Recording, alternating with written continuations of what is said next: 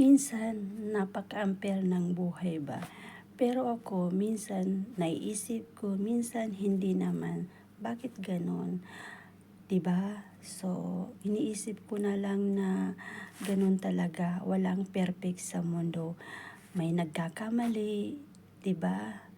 So, ako gusto ko hindi ko naman kailangan na maging perfect kasi ang Diyos lang ang perfect, pero tayong mga tao, hindi natin kaya yon. Minsan nagkakamali tayo, 'di ba? Pero yung iniisip ng ibang tao ba sa atin, yung maging masama ka tapos hindi naman, yung iniisip lang nila hindi maganda sa'yo, napakahirap.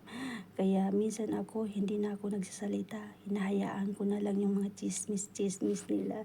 Deadman na lang ako, hayaan niyo mapagod kayo ng mapagod ng gusto. Basta ako, masaya lang, kung anong iniisip niyo sa akin, kayo yan. Pero ako, hinding-hindi. Kaya, go na self. Okay, hayaan mo sila.